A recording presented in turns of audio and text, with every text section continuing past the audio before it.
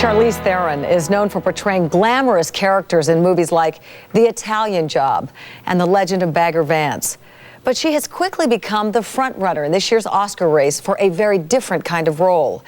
Theron is astonishing and almost unrecognizable in Monster, the true story of America's first known female serial killer. No, I don't want to hear this, Lee. I know. But you need to. We can be as different as we want to be, but you can't kill people. Says who?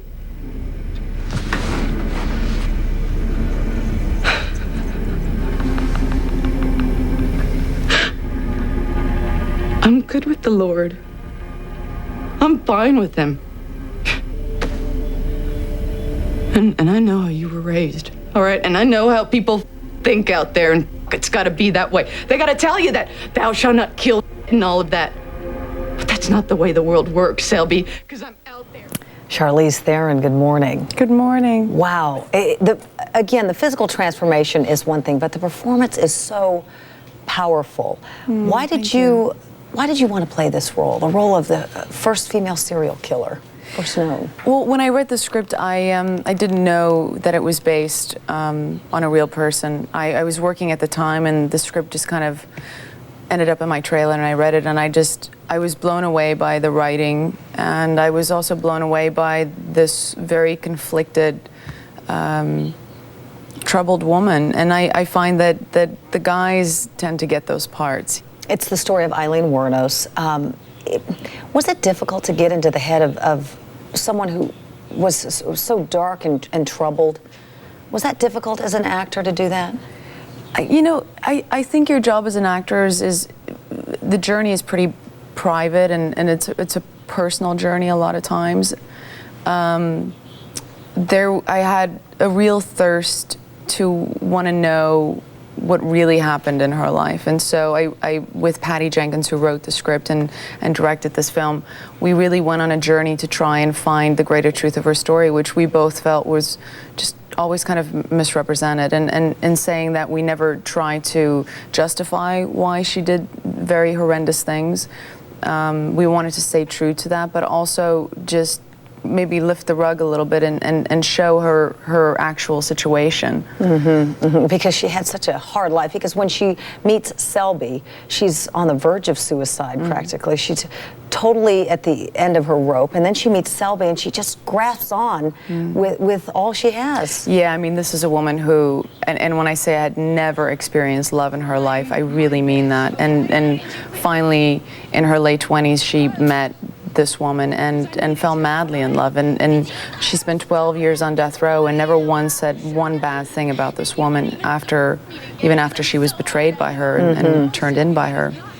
You had access to letters that Eileen Wuornos wrote to a friend over the 12 years that she was on death row. Did that help you in delving into who she was? Very much. I mean, everybody also just always wants to know if I met her. And I didn't, and I think that in a way, if I had met her, she would not have opened up to me the way she did through these letters that she wrote to this friend. Sometimes the tiniest little thing that she would say in a letter that just meant so much to me about who she was. What everyone is talking about, though, is what's most obvious on the screen is the incredible physical transformation. I said almost unrecognizable, but I think totally unrecognizable. You gained between 25 and 30 pounds. You shaved your eyebrows. You even had prosthetic teeth in order to look more like her. When you look at yourself on screen, do you ever think, I can't believe that's me? I was so concerned early on in the process with the physical aspect of it, because in diving into the emotional aspect of it so much, I realized that what she looked like physically was really the map of her emotional life. I mean, she had lived a homeless life from the time that she was 13 on, and had a child when she was 13, and I think I was so concerned about wanting to stay so true to Eileen, and every decision that we made, we never forgot Eileen, that when I saw it and when I see it today, I'm just really proud of what Tony G, our makeup artist, did. You are getting so much critical acclaim and so much buzz with this role. Roger Ebert said, about your performance. It's one of the best performances in the history of cinema. Whoa. And then, of course, we have to congratulate you on your Golden Globe nomination, and now all this talk about an Oscar. That's just such heady stuff.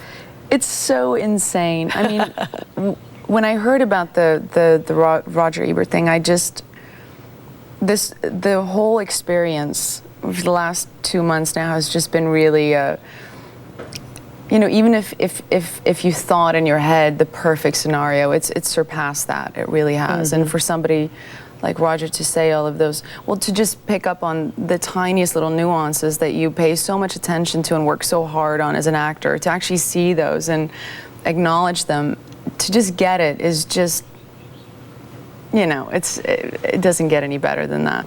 Charlize Theron, tough to watch, but actually an incredible portrayal. And thanks so much for coming by. Thank you for having me. Good luck. Thanks. We'll be right back. You're watching The Early Show on CBS.